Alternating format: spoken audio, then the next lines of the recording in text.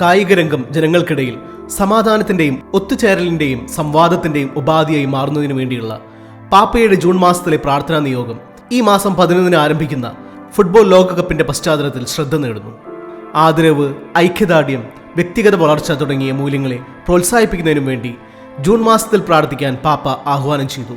June മാസത്തെ മാർപ്പാപ്പയുടെ പ്രാർത്ഥനാ നിയോഗവുമായി ബന്ധപ്പെട്ട video pope's world wide prayer നെറ്റ്വർക്കാണ് പുറത്തിറക്കിയത്. ജീവന്റെ കർത്താവേ, കായിക വിനോദം എന്ന ദാനത്തെ ഓർത്ത് ഞങ്ങൾ അങ്ങേക്ക് നന്ദി പറയുന്നു. തങ്ങളുടെ ശരീരങ്ങളെ പരിശീലിപ്പിക്കുന്നതിലൂടെ ദൈവത്തെ മഹത്വപ്പെടുത്തുന്നവരെ ഓർത്ത്, കളിക്കളങ്ങളിൽ ജനിക്കുന്ന സൗഹൃദങ്ങളെ ഓർത്ത്, ഒരു ടീമായി കളിക്കുന്നതിലെ സന്തോഷത്തെ ഓർത്ത് ഞങ്ങൾ നന്ദി പറയുന്നു.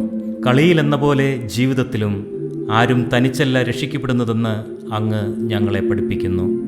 വളരുവാൻ, ആദരവ് പഠിക്കുവാൻ, പരിമിതികളെ മറികടക്കുവാൻ, നമ്മൾ നേടുന്ന വിജയങ്ങൾ ഒരുമിച്ച് ആഘോഷിക്കുവാൻ നമുക്ക് മറ്റുള്ളവരെ ആവശ്യമുണ്ട്.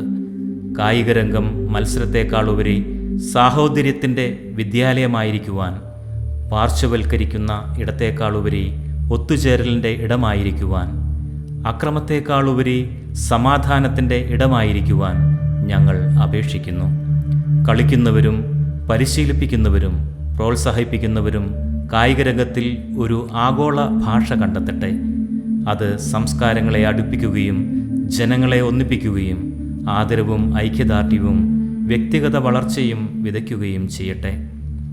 സന്തോഷത്തോടെ അധ്വാനിച്ചുകൊണ്ടും പരാജയങ്ങൾ എളിമയോടെ സ്വീകരിച്ചുകൊണ്ടും അങ്ങയുടെ ഉത്ഥാനത്തിൻ്റെ വിജയത്തിൽ കൃതജ്ഞതയോടെ പങ്കുചേർന്നുകൊണ്ടും അങ്ങയോടൊത്ത് നയിക്കുന്ന ജീവിതത്തിൻ്റെ ഉപമയായി ഓരോ കായിക ഇനവും മാറട്ടെ.